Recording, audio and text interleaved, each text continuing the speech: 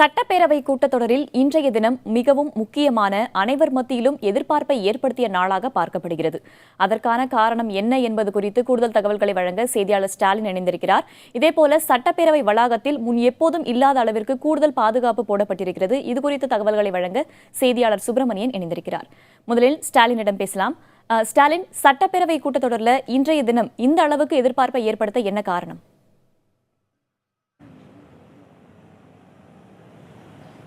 வேதவழி, நீங்கள் கேட்டது போல இன்றைய சட்டப்பேரவை நிகழ்வுகளை பொறுத்தவரை மிகவும் எதிர்பார்க்கப்பட்ட மிகவும் முக்கியத்துவம் வாய்ந்த துறையின் மானிய கோரிக்கை மீதான விவாதம் நடைபெறுகிறது. குறிப்பாக இன்றைய நிகழ்வுகளை பொறுத்தவரை காவல்துறை, தீயணைப்பு மற்றும் மீட்பு பணிகள் துறைகளின் மானிய கோரிக்கை மீதான விவாதங்கள் நடைபெறுகிறது. இந்த துறைகளை பொறுத்தவரை தமிழக முதலமைச்சரின் நேரடி கட்டுப்பாட்டில் இயங்கும் துறை என்பதால் அதிக அளவில் முக்கியத்துவம் மற்றும் எதிர்பார்ப்பை அதிகரித்துள்ளது. இந்த துறைகளை பொறுத்தவரை இந்த மானிய கோரிக்கை மீதான விவாதம் இன்று காலை 10 மணி அளவில் தொடங்கியது. குறிப்பாக தமிழக சட்டப்பேரவையை பொறுத்தவரை பொதுவாக கேள்வி நேரமானது காலை 10 மணிக்கு தொடங்கி அதன் பிறகுதான் மானிய கோரிக்கை மீதான விவாதம் நடைபெறும். ஆனால் இன்று தமிழக முதலமைச்சரின் நேரடி கட்டுப்பாட்டில் இயங்கும் காவல்துறை மற்றும் இதர துறைகளின் மானிய கோரிக்கை விவாதம் நடைபெறுவதால் கேள்வி நேரமானது இன்று கிடையாது என்று கடந்த வெள்ளிக்கிழமை அன்று தீர்மானம் போட்டு அறிவிக்கப்பட்டுள்ளது. இந்த காவல்துறை பொறுத்தவரை முக்கியமாக எதிர்க்கட்சிகள் சட்டம் ஒழுங்கு குறித்து பல்வேறு விதமான கேள்விகளை எழுப்புவார் என்று எதிர்பார்க்கப்படுகிறது. குறிப்பாக தமிழக திமுக, அதாவது சஸ்பெண்ட் செய்யப்படாத திமுக உறுப்பினர்கள் 9 பேர் இன்றைய மானிய கோரிக்கை மீதான விவாதத்தில் பங்கேற்பார்கள் என்று எதிர்பார்க்கப்படுகிறது. திமுக உறுப்பினர்களை பொறுத்தவரை இன்றைய மானிய கோரிக்கை மீதான விவாதத்தில் முன்னாள் அமைச்சர்களான பெரியசாமி மற்றும் KN நேரு ஆகியோர் 2 உறுப்பினர்கள் இன்றைய மானிய கோரிக்கை மீதான விவாதத்தில் பேசுவார்கள் என்று எதிர்பார்க்கப்படுகிறது. அதே போல தமிழ்நாடு காங்கிரஸ் கமிட்டியின் சட்டமன்ற கட்சித் தலைவர் KR ராமசாமியும் இன்றைய விவாதத்தில் பங்கேற்பார் என்று விவாதத்தில் பேசுவார் என்று எதிர்பார்க்கப்படுகிறது. அதிமுகவை பொறுத்தவரை ஆவடி சட்டமன்ற உறுப்பினர் மாஃபா பாண்டியராஜன் இன்றைய மானிய கோரிக்கை மீதான விவாதத்தில் பேச உள்ளார். இந்த விவாதம் முடிந்த பிறகு இந்த விவாதமானது 1 மணி நேரம் வரை நீடிக்கலாம் என்று எதிர்பார்க்கப்படுகிறது. இதற்காக தமிழக முதலமைச்சர் ஜெயலலிதா 9:40 மணிக்கு தன்னுடைய இல்லத்திலிருந்து கிளம்பி சரியாக 9:55 மணிக்கு தமிழக சட்டப்பேரவைக்கு வர உள்ளார். 10 மணிக்கான இந்த விவாதமானது நடைபெறும். இந்த விவாதம் முடிவடைந்த பிறகு அடுத்ததாக தமிழக முதலமைச்சர் ஜெயலலிதா இந்த விவாதத்திற்கான பதிலுரையை வழங்குகிறார். அதன் பிறகு பல்வேறு முக்கிய அறிவிப்புகளை, புதிய அறிவிப்புகளை இந்த விவாதம் முடிந்த பிறகு, பதிலுரை முடிந்த பிறகு வழங்குவார் என்று எதிர்பார்க்கப்படுகிறது. முக்கிய அறிவிப்புகளை பொறுத்தவரை காவல்துறையினர்களுக்கான இந்த இழப்பீடு தொகை, அதாவது எதிர்பாராத சம்பவங்களால் மரணங்கள் ஏற்படும் காவல்துறையின் குடும்பங்களுக்கு இழப்பீடு தொகையை அதிகரிப்பதற்கான முக்கியமான அறிவிப்புகள் இன்று இடம்பெறலாம் என்று எதிர்பார்க்கப்படுகிறது. கடந்த 2 மாதங்களுக்கு முன்பாக ஓசூர் மாவட்டத்தில் தலைமை காவலர் கொள்ளையர்களால் தாக்குதலுக்குள்ளாக்கப்பட்டு மரணத்தை தழுவினார். அதன் பிறகு அவருக்கான இழப்பீடு தொகை 1 கோடியாக அறிவிக்கப்பட்டது. அன்றைய தினமே 110 விதியின் கீழ் அறிவிக்கப்பட்டு தலைமை செயலாளருக்கு ஒரு முக்கியமான ஒரு வேண்டுகோளையும் தமிழக முதலமைச்சர் ஜெயலலிதா வைத்தார். அதாவது காவல்துறையின் இது போன்ற எதிர்பாராத சம்பவங்களால் மரணத்தை ஏற்படும்போது அவர்களுக்கான இழப்பீடு தொகையை அதிகரித்து வழங்க வேண்டும், அதனை தலைமைச் செயலாளர் பரிசீலித்து ஒரு முடிவை எடுக்க வேண்டும் என்று ஒரு விஷயத்தை குறிப்பிட்டார். அந்த விஷயத்தை பொறுத்தவரை இன்றைய இந்த புதிய அறிவிப்புகள் அது போன்ற விஷயங்களும் இடம்பெறலாம் என்று எதிர்பார்க்கப்படுகிறது. அது மட்டுமல்லாமல் இன்றைய நிகழ்வுகள் மிகவும் முக்கியத்துவம் வாய்ந்த நிகழ்வாக கருதப்படும் மற்றொரு காரணம், சஸ்பெண்ட் செய்யப்பட்ட திமுக உறுப்பினர்கள் இன்று சட்டப்பேரவைக்கு முன்பு வரலாம் என்று எதிர்பார்க்கப்படுகிறது.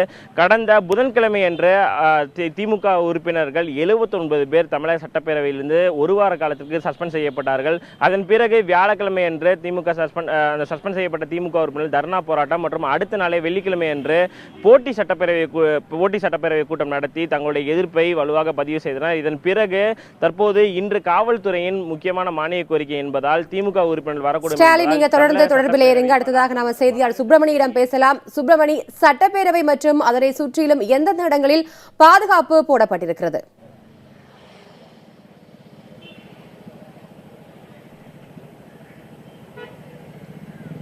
சட்டப்பேரவையில் உச்சக்கட்ட பாதுகாப்பு போடப்பட்டிருக்கிறது. கிட்டத்தட்ட 3000க்கும் அதிகமான போலீசார் இந்த பாதுகாப்பு பணியில் அமர்த்தப்பட்டிருக்கிறார்கள். அந்த நேரடி காட்சிகளை நீங்களே பார்க்கலாம். அதாவது சட்டப்பேரவையில் கிட்டத்தட்ட 3000க்கும் அதிகமான போலீசார் பாதுகாப்பு பணியில் அமர்த்தப்பட்டிருக்கிறார்கள். சட்டமன்ற எதிர்க்கட்சி தலைவர் மு.க. ஸ்டாலின் மீது 2 பிரிவுகளில் 2 வழக்குகள் பதிவு செய்யப்பட்டிருக்கிறது. கடந்த 17ஆம் தேதி திமுக எம்எல்ஏக்கள் சஸ்பெண்ட் செய்யப்பட்டார்கள். அதன் தொடர்ச்சியாக ஒரு நாள் தர்ணாவில் திமுக எம்எல்ஏக்கள் ஈடுபட்டார்கள். அதன் தொடர்ச்சியாக போட்டி சட்டசபை கூட்டம் நடைபெற்றது. இதன் தொடர்ச்சியாக அவர்கள் மீது 2 பிரிவுகளின் கீழ் வழக்கு பதிவு செய்யப்பட்டிருக்கிறது. 2 வழக்குகளாக பிரித்து வழக்கு பதிவு செய்யப்பட்டிருக்கிறது. அதில் சாதாரண பிரிவுகளின் அடிப்படையில் வழக்கு பதிவு செய்யப்பட்டிருக்கிறது. இதன் காரணமாக இன்று காவல்துறை மானிய கோரிக்கை நடைபெற இருக்கிறது. திமுக எம்எல்ஏக்கள் ஏதாவது போராட்டத்தில் ஈடுபட வாய்ப்பு இருப்பத காரணத்தினால் கூடுதல் பாதுகாப்பு போடப்பட்டிருக்கிறது. குறிப்பாக கூடுதல் ஆணையர், அதாவது ஸ்ரீதர் தலைமையிலான கூடுதல் ஆணையர் தற்போது அந்த பாதுகாப்பு தொடர்பான ஆய்வில் அவர்கள் ஈடுபட்டு கொண்டிருக்கிறார்கள். அந்த நேரடி காட்சிகள் நீங்கள் நேரடியாக பார்க்கலாம். அதாவது 4 துணை ஆணையர்கள் தலைமையில் இந்த பாதுகாப்பு பணி அமர்த்தப்பட்டிருக்கிறது. குறிப்பாக ராஜாஜி சாலையிலிருந்து ரிசர்வ் வங்கி சுரங்கப்பாதை வழியாக 3 பாதைகளாக வாகனங்கள் செல்வதற்கு பிரித்து சாலை அமைக்கப்பட்டிருக்கிறது. தலைமைச் செயலகத்தில் இருக்கக்கூடிய ஊழியர்கள் செல்வதற்கு தனி வழியாகவும், காவல்துறையில் செல்வதற்கு ஒரு வழியாகவும், அதே போல எம்எல்ஏக்கள் செல்வதற்கு ஒரு வழியாகவும் என 3 வழியாக பிரிக்கப்பட்டிருக்கிறது. அது மட்டுமல்லாமல் குறிப்பாக அடையாள அட்டை, தலைமைச் செயலகத்தில் பணிபுரியக்கூடிய ஊழியர்கள் அடையாள அட்டை இல்லாதவர்கள் யாரும் உள்ளே செல்ல அனுமதி இல்லை. அது மட்டுமல்லாமல் காவல்துறைக்கென்று தனியாக ஒரு அடையாள அட்டையும் கொடுக்கப்பட்டிருக்கிறது. அதாவது சட்டசபை உள்ளே பணிபுரியக்கூடிய ஊழியர் காவல்துறையினருக்கு தனியாக ஒரு அடையாள அட்டை வழங்கப்பட்டிருக்கிறது. அந்த அடையாள அட்டை இருந்தால் மட்டுமே காவல்துறையினரே உள்ளே செல்ல அனுமதி வழங்கப்படும் என்று காவல்துறை அதிகாரிகள் தரப்பில் தெரிவிக்கப்பட்டிருக்கிறது. அது மட்டுமல்லாமல் போக்குவரத்து போலீசார் கிட்டத்தட்ட 100க்கும் மேற்பட்ட போலீசார் இங்கே போக்குவரத்தை ஒழுங்குபடுத்துவதற்காக ஈடுபட்டு இருக்கிறார்கள். ரிசர்வ் வங்கி சுரங்கப்பாதையிலிருந்து ராஜாஜி சாலை வரை கிட்டத்தட்ட 100க்கும் மேற்பட்ட போக்குவரத்து போலீசார் போக்குவரத்து நெரிசல் ஏற்படாமல் வகையில் பாதுகாப்பு பணியில் அமர்த்தப்பட்டிருக்கிறார்கள். மேலும் திமுக எம்எல்ஏக்கள் யாராவது போராட்டத்தில் ஈடுபடாமல் இருப்பதற்காகத்தான் இதுபோன்ற பாதுகாப்பு நடவடிக்கைகள் எடுத்து வருவதாக காவல்துறை தரப்பில் தெரிவிக்கப்பட்டிருக்கிறது. இடைநீக்கம் செய்யப்பட்ட திமுக எம்எல்ஏக்கள் அங்கு வருவதற்கான வாய்ப்பு இருக்கா? அவங்களோட நிலைப்பாடு தற்போது வரைக்கும் எப்படி இருக்கு?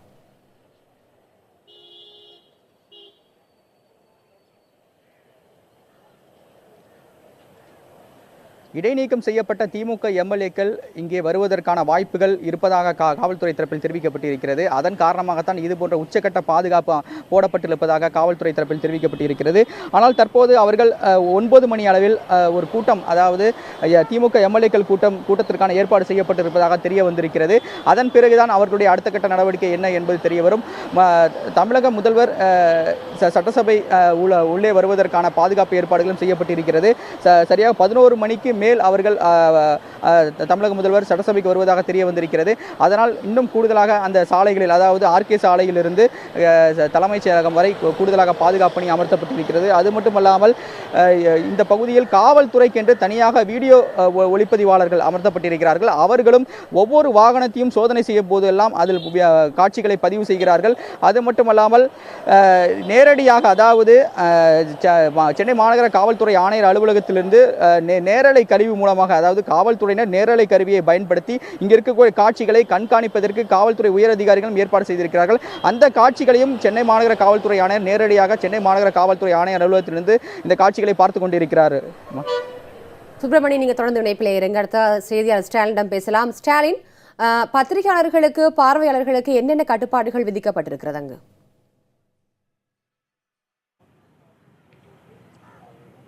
ரத்திகா, அதாவது இன்றைய சட்டப்பேரவை நிகழ்வுகளில் பல்வேறு விதமான கட்டுப்பாடுகளை காவல்துறையினர் மற்றும் தலைமைச் செயலகத்தினர், செய்தித்துறையினர் விதித்துள்ளார்கள். குறிப்பாக பத்திரிகையாளர்கள் நேரலை கருவியை தலைமைச் செயலகத்திற்குள்ளோ அது சட்டப்பேரவை வளாகத்திற்கு முன்போ எடுத்து செல்வதற்கு அனுமதி இல்லை. அதற்கான அனுமதி மறுக்கப்பட்டிருக்கிறது. அதாவது கடந்த காலங்களில் பார்க்கும் பொழுது பத்திரிகையாளர்கள், செய்தியாளர்கள் தொடர்ச்சியாக தலைமைச் செயலகத்திற்கு வெளியே, அதே போல சட்டப்பேரவை வளாகத்திற்கு வெளியே தொடர்ச்சியாக நேரலை செய்வதற்கான சூழல் இருந்தது. ஆனால் இன்றைய நிலையை பொறுத்தவரை கடந்த 2 நாட்களாக திமுக உறுப்பினர்கள் பல்வேறு விதமான போராட்டங்களை செய்த காரணத்தினால் அதில் தொடர்ச்சியாக அனைத்து தொலைக்காட்சிகளும் நேரலையாக சென்று கொண்டது. இதனால் பல்வேறு விதமான கட்டுப்பாடுகள், அதாவது காவல்துறையினருக்கு பல்வேறு விதமான பிரச்சனைகளை அது ஏற்படுத்திய காரணத்தினால் அந்த பகுதி முழுவதுமே, அதாவது பொதுவாக செய்தியாளர்கள் மற்றும் பத்திரிகைகள் நின்று செய்தி சேகரிக்கும் பகுதியானது தடை செய்யப்பட்ட பகுதியாக மாற்றப்பட்டது. நேரலை கருவிக்கு அனுமதி இல்லை என்றும் தெரிவித்துள்ளார்கள்.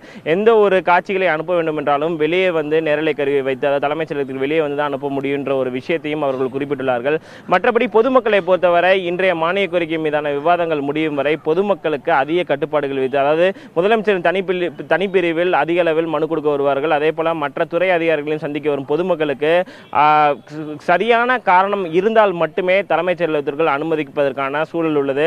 அதே போல தலைமைச் செயலக ஊழியர்களுக்கு அடையாள அட்டை காண்பித்தால் மட்டுமே உள்ள செல்வதற்கான சூழலும் உள்ளது. திமுக உறுப்பினர்கள், சஸ்பெண்ட் செய்யப்பட்ட திமுக உறுப்பினர்கள் வரும் பட்சத்தில் நிச்சயமாக அதிக அளவில் ஒரு அசாதாரண சூழல் ஏற்படும் என்பதால் இந்த பாதுகாப்பு ஏற்பாடுகள் செய்யப்பட்டுள்ளதாக காவல்துறை சார்பில் தெரிவிக்கப்பட்டுள்ளது. ரத்திகா, நிச்சயமாக இன்றைய சட்டப்பேரவை நிகழ்வு மக்களிடையே பெரும் எதிர்பார்ப்பை ஏற்படுத்தியுள்ளது. வரலாறு காணாத பாதுகாப்பு ஏற்பாடுகளும் செய்யப்பட்டிருக்கின்றன.